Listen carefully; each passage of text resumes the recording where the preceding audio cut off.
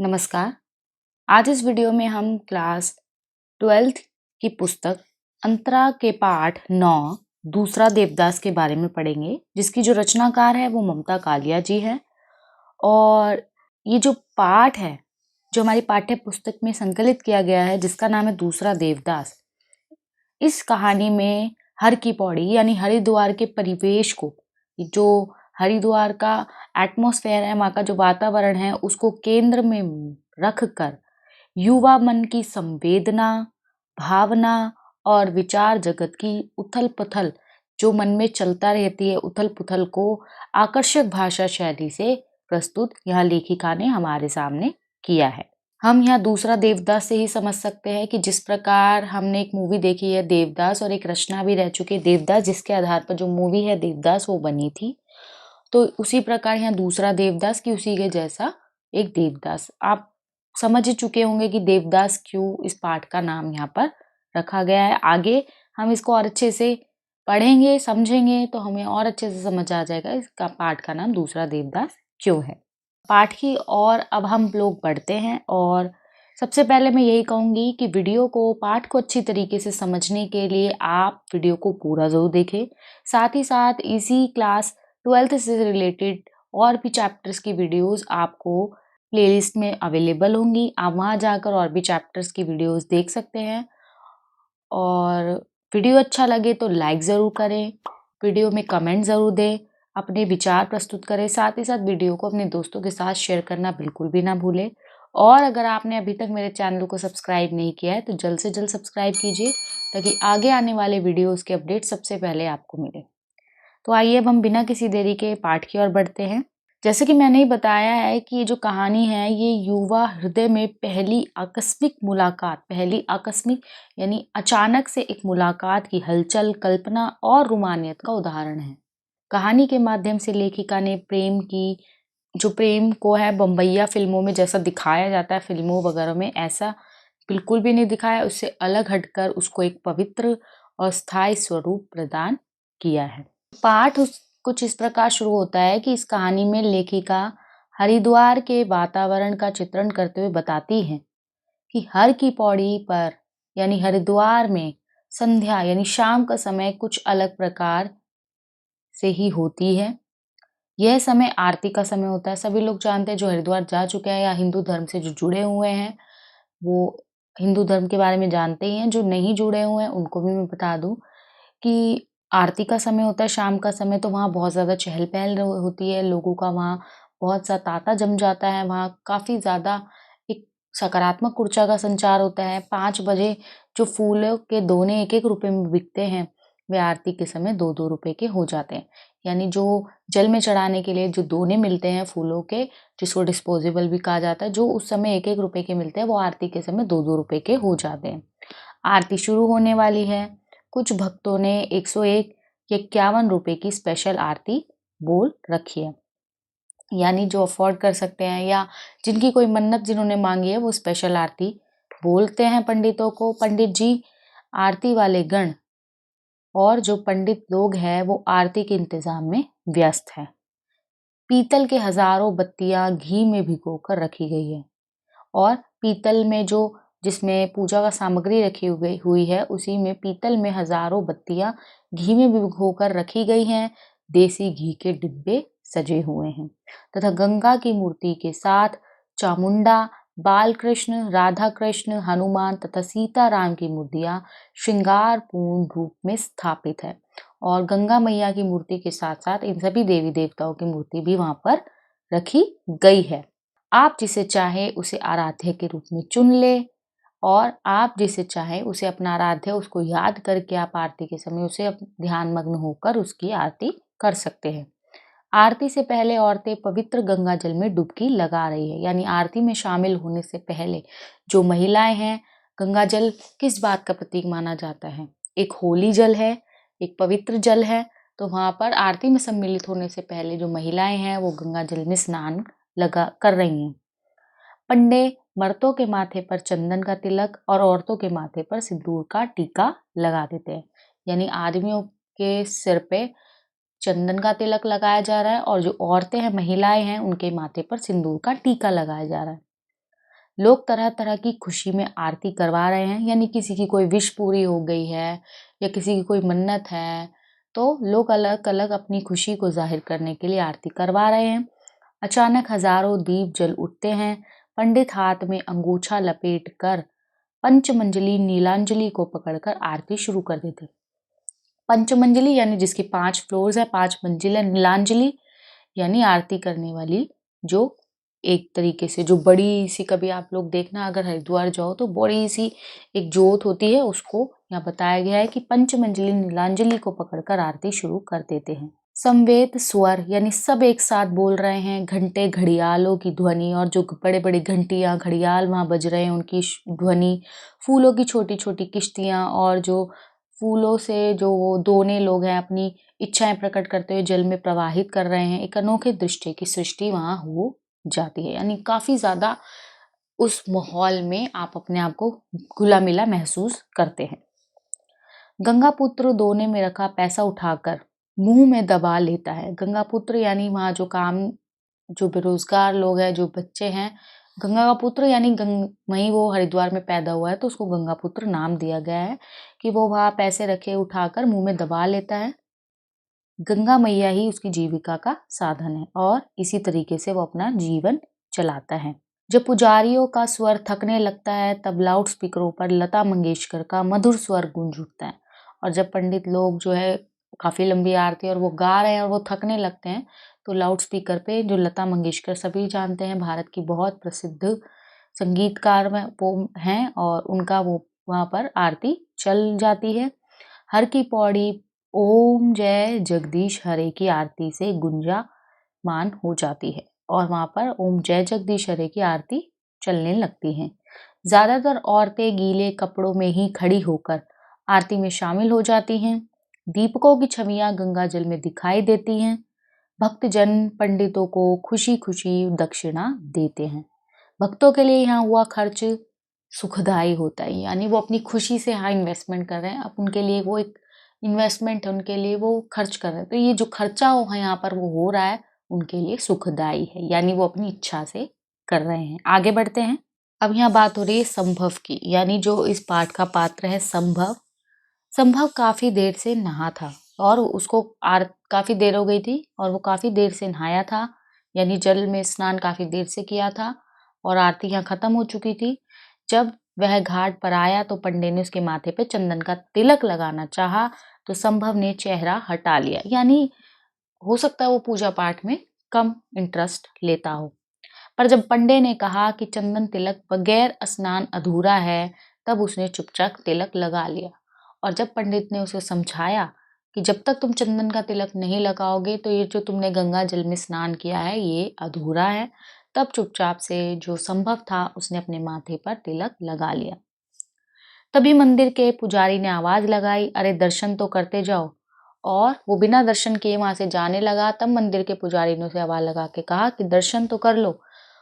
उसकी इन चीजों में आस्था तो नहीं थी, यानी वो नास्तिक कह सकते हैं जिसका पूजा पाठ में कम इंटरेस्ट हो, तो उसका पूजा पाठ में ज्यादा इंटरेस्ट रुचि उसकी नहीं थी। पर नानी ने उसे कहा था कि मंदिर में ₹1.25 चढ़ाकर आना। उसने 2 रुपए का नोट निकाला। पुजारी ने चन्नामृत उसको दिया। लाल रंग का कलावा उसकी नाजुक सी कलाई में बांध दिया। उसने थाली में ₹5.25 रखे। वहीं एक लड़की गीले कपड़ों में आंख मूंद कर अर्चना कर रही थी और वहीं उसके साथ एक लड़की खड़ी थी जिसके कपड़े गीले थे। उसने गुलाबी रंग के वस्त्र पहने थे और आंख बंद करके वो ईश्वर को याद कर रही थी। उसके गीले बाल और पीठ पर काले चमकीले शॉल की तरह लग रहे थे और जो उसके बाल थे स्नान करने की वजह से गीले थे और वो पीछे लटक रहे थे, जिसकी वजह से ऐसे लग रहा था उसने काले रंग की चमकीली शॉल धारण की हुई है।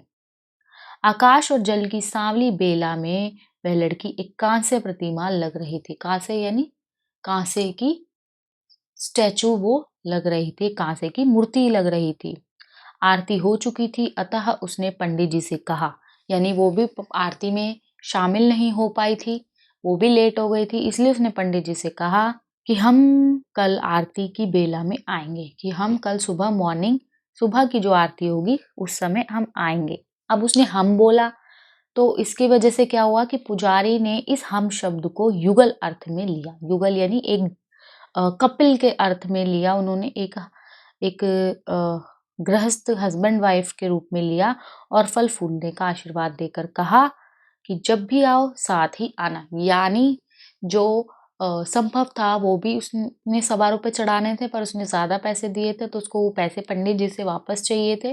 वो भी वहीं खड़ा था और वो लड़की भी वहीं खड़ी थी, जिसकी वजह से जो पंडित जी थे उन्होंने, उस लड़की ने हम बोला तो उनको गलतफहमी हो गई, उनको लगा ये दोनों हस्बैंड वाइफ है और उन्होंने उन दोनों को आशीर्वाद दिया और ये भी कहा कि साथ आना। अब दोनों, इस चीज़ से क्या हुआ, उन दोनों ने जो संभव था और जो लड़की थी, दोनों ही हैरान रह गए।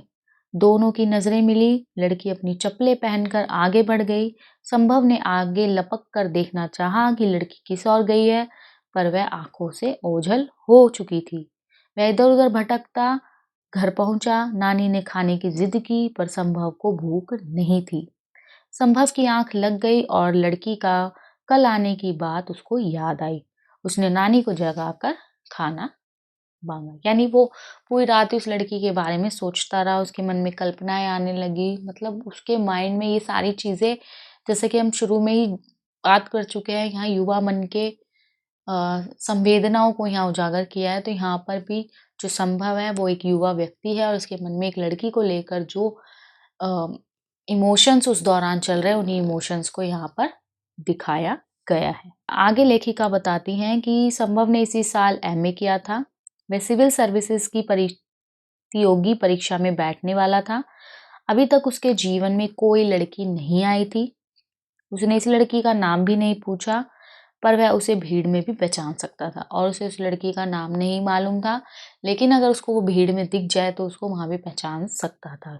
उसको क्यों था? क्योंकि वो लड़की कल बोल कर गई थी, मैं मॉर्निंग की जो आरती होगी, सुबह की आरती, उसमें आऊँगी, तो इसलिए संभव भी वहाँ पहुँचा और वह उस लड़की के बारे में तरह-तरह की कल्पना करने लगा। वह जेब में ₹20 का नोट डालकर हर की पौड़ी की ओर चल दिया। वहाँ आज भारी भीड़ थी और वहाँ आज बहुत ज़्यादा रश था, बहुत ज़्यादा भीड़ थी। वहाँ उसे एक बालक मिला जो अपनी बुआ के साथ रोहतक से आया था। अभी तक उसको वो लड़की वहाँ नहीं मिली, लेकिन वो वहाँ उस लड़की से मिलने के लिए, उसको देखने के लिए गया था, लेकिन वहाँ उसे एक लड़का मिला जिसने उसे बताया कि वो यहाँ अपनी बुआ के साथ आया है और वो यहाँ रोहतक से आया है। अब वह मनसा देवी भी जाने वाला था, यानी हरिद्वार में ही आगे जाके मनसा देवी जो माता है वहाँ पे भी वो घूमने जाने वाला था। वहाँ रोप वे है और उस लड़के ने उसको बताया, रोप वे मतलब ट्रॉली जिसको बोलते हैं, जो वह ऋषिकेश वगैरह में चलती है। संभव भी वहाँ चला गया और संभव भी उस लड़के के साथ चला गया। वहाँ तरह तरह की चीजें बिक रही थी। संभव को जो बच्चा हर की पौड़ी पर मिला था वह दूर पीली कार में नजर आया और जब संभव ने उसको देखा कि जो लड़का उसको मिला था वो अब उसको पीली कार में दिखाई दिया। बच्चे की लाल कमीज को उसने पहचान लिया। इसी बच्चे से सटी हुई जो दुबली पतली सांवली सलोनी आकृति बैठी थी, वह वही लड़की थी जो कल शाम के समय हर की पौड़ी पर संभव से टकराई थी। संभव उसको भी पहचान गया। संभव उसे देखकर बहुत बेचैन हो गया। उसके इमोशंस तेज हो गए, उसकी संवेदनाएं उत्तेजित हो गई क्योंकि वो उसकी ओर आकर्षित हो रहा था। उसका मन हुआ कि वह पंछी की तरह उड़कर उस पीली केबल कार में पहुंचे और जो केबल कार थी, जो पहाड़ों को क्रॉस कराने की थी, चढ़ाइयों से बचने के लिए थी, उसका मन हुआ कि वो भी पंछी की तरह उड़े उस लड़की के पास, उस कार में जाके बैठ जाए। बहुत जल्द केबल कार नीचे उतर गई। संभव ने लपक बच्चे को कंधे से थाम लिया और बोला, कहो दोस्त। और तभी उसने उस बच्चे को मतलब पहचान लिया क्योंकि वो उसी लड़की के साथ केबल कार में बैठा हुआ था। तो फिर एक महीन सी काफी नाजुक सी आवाज उसको सुनाई दी, मन्नू घर नहीं चलना है? संभव ने बालक से पूछा, ये तुम्हारी बुआ है? यानी जिसके बारे में वो लड़का बता रहा था कि मैं अपनी बुआ के साथ यहाँ पर रोहतक से आया हूँ और अभी मैं मनसा देवी जाने वाला हूँ, तो क्या ये तुम्हारी वही बुआ है? मन्नू ने उत्तर दिया, हाँ ये मेरी बुआ है। संभव ने उस बुआ से मिलने की इच्छा प्रकट की तो वह बुआ से मिलाने लगा। तो वो जो बालक था वो अपनी बुआ से संभव को इंट्रोड्यूस कराने, उसका परिचय कराने लगा। क्लियर है? पाठ बहुत आसान है, पाठ की भाषा बहुत आसान है। शुरू में मैं समझा ही चुकी हूँ, पाठ में युवा मन की संवेदनाओं को यहाँ उजागर किया गया है। आशा कर रही हूँ पाठ बहुत आसानी से समझ आ रहा होगा। उसके बाद भी कोई दिक्कत या परेशानी हो रही हो या कोई ऐसा डिफ़िकल्ट वर्ड आपको लग रहा हो जिसका आपको कुछ दिक्कत हो, तो आप कमेंट करके अवश्य पूछिए। पाठ की ओर बढ़ते हैं। लड़की ने मीठी महीन आवाज़ में कहा, लड़की ने अपनी मीठी सी मधुर आवाज़ में कहा कि ऐसे कैसे दोस्त हैं तुम्हारे, तुम्हें उनका नाम ही नहीं पता, और ये तुम्हारा कैसा दोस्त तुमने बनाया है मतलब तुम्हें जिसका नाम ही नहीं मालूम। इस समय लड़की ने गुलाबी परिधान नहीं पहना था, यानी जब संभव उससे कल रात मिला था, यानी जब उसने उसको कल रात देखा था, तब उसने गुलाबी रंग की साड़ी पहनी हुई थी। लेकिन अब उसने गुलाबी रंग की साड़ी नहीं पहनी, उसने सफ़ेद साड़ी पहन रखी थी। उसने मनसा देवी पर एक और चुनरी चढ़ाने का संकल्प लेते हुए सोचा, मनोकामना की गांठ भी अद्भुत अनूठी है, इधर बांधो उधर लग जाती है। बालक ने बुआ का नाम पुकारा, पारो, और संभव ने हंसते हुए अपना नाम बताया, संभव देवदास। इसका अर्थ यहाँ पर यही है कि लड़की ने मन्नत मांगी थी, जो मनोकामना की गांठ बांधी थी, वो कितनी सी देर में पूरी हो गई, कि मतलब उधर मन्नत की चुनरी उसने बांधी और नीचे उतरते ही उसकी वो मन्नत पूरी हो गई, क्योंकि वो भी चाहती थी संभव से दोबारा मिलना। बालक ने बुआ का नाम पुकारा, पारो, और संभव ने उसके इस वाक्य को पूरा किया। संभव ने हंसते हुए अपना नाम बताया, संभव देवदास। अब संभव ने देवदास क्यों लगाया, कि उसने पारो को बताना चाहा कि वो भी, मतलब उसका नाम पारो था, तो उसने अपने आप को देवदास बताया, संभव देवदास, कि मैं भी उसी देवदास की तरह व्याकुल हूँ, तुमसे मिलने के लिए व्यथित हूँ। और इस तरीके से यह पाठ यहाँ समाप्त होता है। आशा करती हूँ पाठ बहुत अच्छे से समझ आया हो। उसके बाद भी कोई दिक्कत या परेशानी हो तो कमेंट अवश्य कीजिए, कमेंट का रिप्लाई आपको ज़रूर मिलेगा। तो आइए अब हम बिना किसी देरी के इस पाठ के प्रश्नोत्तरों की ओर बढ़ते हैं। और पहला प्रश्न कुछ इस प्रकार है। पहला प्रश्न है कि पाठ के आधार पर हर की पौड़ी पर होने वाली गंगा मैया की जो आरती था, उसको अपने शब्दों में, भावपूर्ण शब्दों में हमें व्यक्त करना है। तो इससे यही स्पष्ट होता है कि एक वैल्यू बेस्ड क्वेश्चन है, मूल्यपरक प्रश्न है, जिसमें हमें अपने विचार प्रस्तुत करने हैं।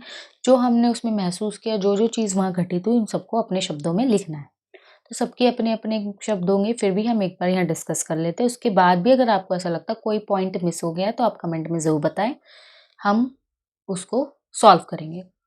तो इसका आंसर कुछ इस प्रकार लिखेंगे कि हर की पौड़ी पर संध्या आरती होती है, उसका एक अलग ही रंग होता है। संध्या घाट पर भारी भीड़ एकत्रित हो जाती है। भक्त फूलों के 1 रुपए वाले दोने 2 रुपए में खरीदकर भी खुश होते हैं, क्योंकि वो अपनी भक्ति को जाहिर करना चाहते हैं, तो उसके लिए वो किसी भी तरीके की अमाउंट पे कर सकते हैं। गंगा सभा के स्वयं सेवक खादी वर्दी में मुस्तैदी से व्यवस्था में घूमते रहते हैं। आरती शुरू होने का समय होते ही चारों ओर हलचल मच जाती है। लोग अपने मनोरथ सिद्धि के लिए स्पेशल आरती करवाते हैं। 5 मंजिली पीतल की नीलांजलि में हजारों बत्तियां जल उठती हैं। औरतें गंगा में डुबकी लगाकर गीले वस्त्रों में ही आरती में शामिल होती है। स्त्री पुरुषों के माथे पर पंडे और जो वहाँ के पुजारी होते हैं वो तिलक लगाते हैं। पुजारी समवेत स्वर में आरती गाते हैं।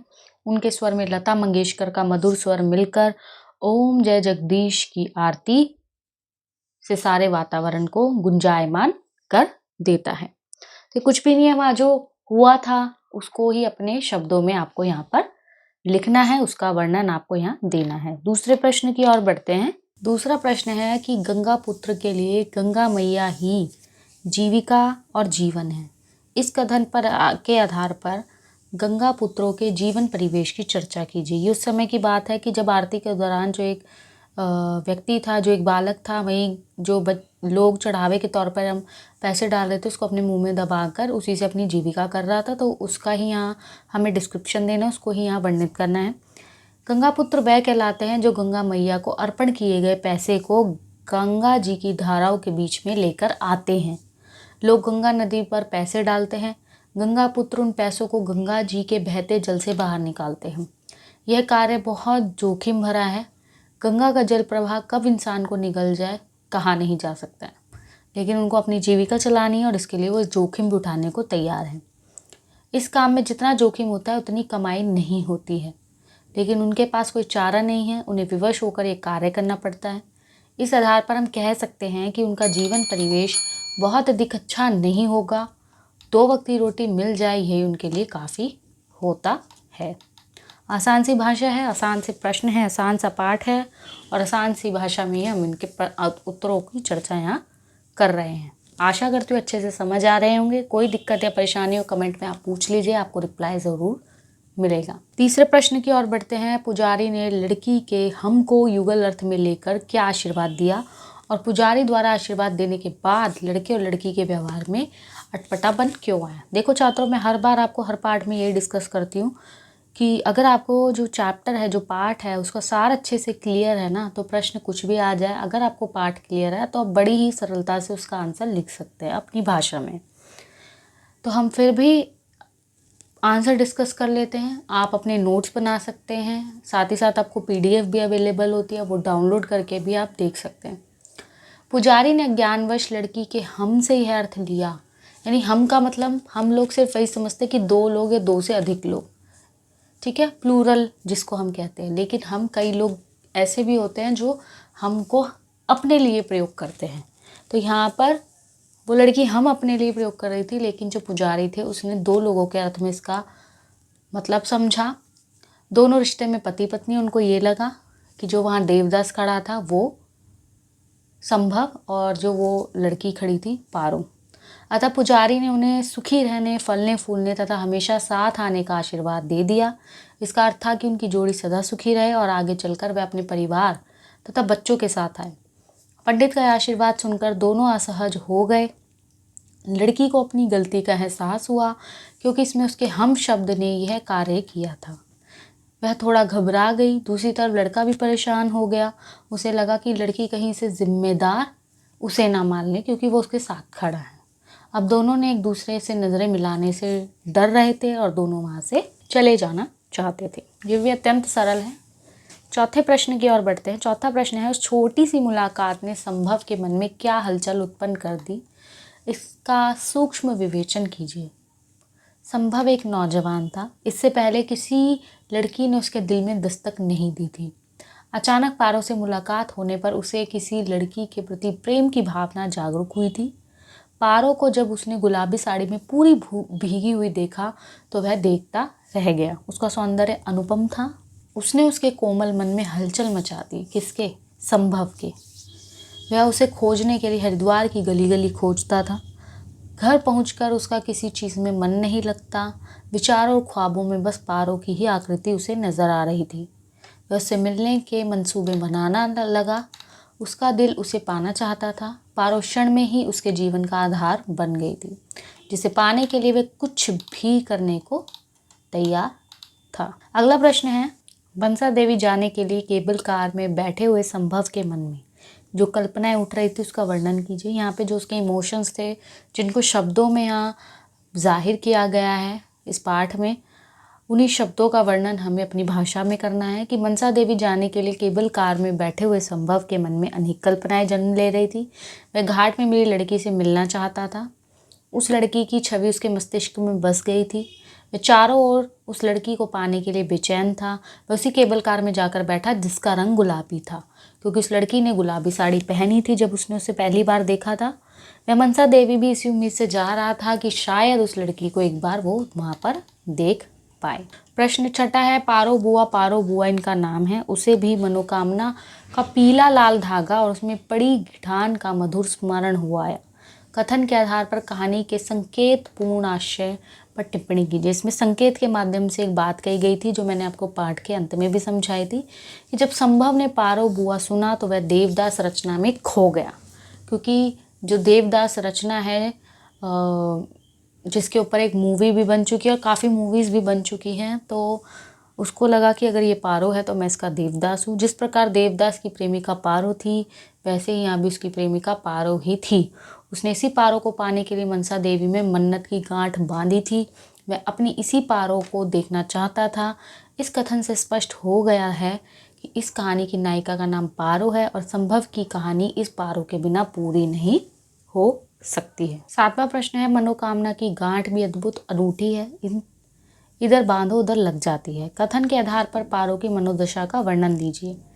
कि जिस प्रकार संभव ने उससे मिलने की प्रार्थना की थी, मन्नत मांगी थी, ठीक उसी प्रकार पारो भी संभव से मिलने के लिए व्याकुल थी और उसने भी मन्नत मांगी थी। और उसकी इसी कथन को यहाँ स्पष्ट किया गया है कि उसने मन्नत मांगी और देखो कुछ ही पल में उसकी मन्नत किस प्रकार पूरी हो गई। संभव की दशा तो पारो को पहली बार देखकर पता चल जाती है, लेकिन पारो के मन की दशा का वर्णन उसके द्वारा मन में बोली गई इस पंक्ति से होता है। इसे पता चलता है कि संभव पारो के दिल में पहली ही मुलाकात में जगह पा गया था, यानी इन दोनों को एक दूसरे से अट्रैक्शन हुआ था। ऐसा नहीं था सिर्फ संभव ही उसकी ओर आकर्षित हुआ था, वह भी संभव को उतना ही मिलने के लिए बेचैन थी जितना संभव था। यहाँ तक कि संभव से मिलने के लिए उसने संभव की भांति ही मनसा देवी में मन्नत की चुनरी बांधी। संभव को देखकर उसकी मन्नत पूरी हो गई। इससे पता चलता है कि उसकी मनोदशा भी संभव की भांति पागल प्रेमी जैसी थी, जो अपने प्रियतम को ढूंढने के लिए यहाँ वहाँ मारा मारा फिर रहा था। 8वां प्रश्न है आशय स्पष्ट करना है, यानी आपको उसको एक्सप्लेन करना है, जो कथन कहा गया उसको अच्छे से वर्णित करना है। आप लोग जानते ही हैं, आप करते आ रहे हैं।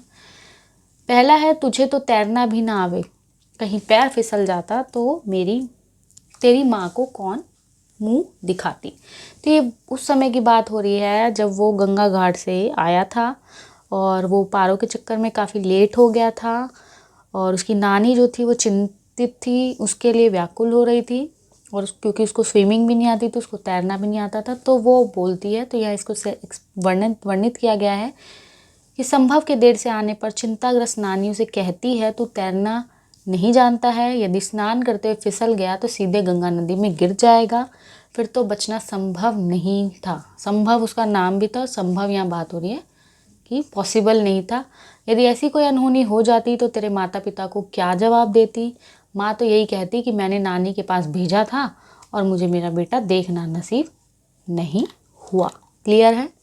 दूसरा है उसके चेहरे पर इतना विभोर विनीत भाव था मानो उसने अपना सारा अहम त्याग दिया है। उसके अंदर स्व से जनती कोई कुंठा शेष नहीं है, वह शुद्ध रूप से चेतन स्वरूप आत्मराम और निर्मलानंद है। जब संभव गंगा नदी के किनारे बैठा और गंगा नदी की धारा में बिल्कुल मध्य में एक व्यक्ति जो स्नान कर रहा हो, उसका यहाँ वर्णन है कि जब वो उस व्यक्ति को देखता है जो मध्य गंगा नदी की धारा के मध्य एक व्यक्ति है जो माँ गंगा में सूर्य को जल अर्पण कर रहा है, उसके चेहरे के भाव को देखकर संभव उसकी ओर आकर्षित हो जाता है। यहाँ बात पारो की नहीं हो रही है, वह गंगा मैया के मध्य खड़े होकर प्रार्थना कर रहा था। उसके चेहरे पर प्रसन्नता और विनती का बहुत सुंदर रूप था। उसके चेहरे पर ये भाव था मानो उन्होंने अपने अंदर व्याप्त अहंकार को समाप्त कर दिया है। प्रायः मनुष्य अहंकार के कारण परेशान और दुखी होता है। जब मनुष्य अहंकार के भाव को त्याग देता है, उसके हृदय में फिर किसी बात का दुख, परेशानी तथा कुंठा नहीं बचती है। ऐसा व्यक्ति शुद्ध हो जाता है, उसे आत्मज्ञान हो जाता है, वह निर्मल तथा आनंद को प्राप्त कर लेता है। तीसरा है एकदम अंदर के प्रकोष्ठ में चामुंडा रूप धारणी मनसा देवी स्थापित थी। व्यापार यहाँ भी था। इन पंक्तियों में संभव चामुंडा मंदिर के बारे में व्याख्या करता है। संभव मंदिर के अंदर जाता है, वहाँ वह चामुंडा रूप में स्थापित मनसा देवी को देखता है। जो लोग हरिद्वार जा चुके हैं या जाते रहते हैं या हिंदू धर्म के बारे में जानते हैं उनको मालूम होगा वहाँ मनसा देवी भी पड़ता है। इसके साथ ही मंदिर स्थल के आसपास सभी व्यापारिक गतिविधियाँ भी देखता है। जहाँ कहीं पूजा का सामान बिक रहा है तो कहीं खाने का, कहीं रुद्राक्ष बिक रहा है। ऑब्वियस है जहाँ लोग घूमने जाते हैं या जो कोई धार्मिक स्थल है तो ऑब्वियस है वहाँ लोगों का रोजगार भी इसी तरीके से होता है। 9वां प्रश्न है दूसरा देवदास कहानी के शीर्षक की सार्थकता स्पष्ट कीजिए कि इस पाठ का नाम है दूसरा देवदास। तो आपको ये बताना है कि जो शीर्षक रखा गया है दूसरा देवदास, क्या ये इस पाठ के अकॉर्डिंग एप्रोप्रिएट है, एकदम उचित है या नहीं। तो ऑब्वियस है उचित है। इस कहानी का नाम दूसरा देवदास बिल्कुल उचित है। यह शीर्षक कहानी की सार्थकता को स्पष्ट करता है।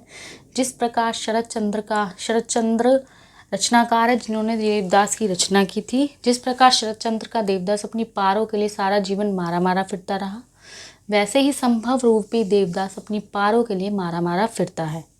पारो की एक झलक उसे दीवाना बना देती है। वह उसे ढूंढने के लिए बाजार, घाट, यहाँ तक कि मनसा देवी के मंदिर तक हो आता है। उसे एक मुलाकात हो जाए इसके लिए मन्नत तक मांगता है। जब वह मिलती है तो लड़की का नाम पारो सुनकर जैसे उसकी खोज सार्थक बन जाती है। दोनों के मध्य छोटी सी मुलाकात प्रेम के बीज अंकुरित कर देती है। यह मुलाकात उनके अंदर प्रेम के प्रति ललक तथा रूपानियत को दर्शा देती है। रूमानियत यानी एक पवित्र प्रेम जो शारीरिक रूप से आकर्षित नहीं हो रहा है। देवदास वह नाम है जो प्यार में पागल प्रेमी के लिए प्रयुक्त किया जाता है।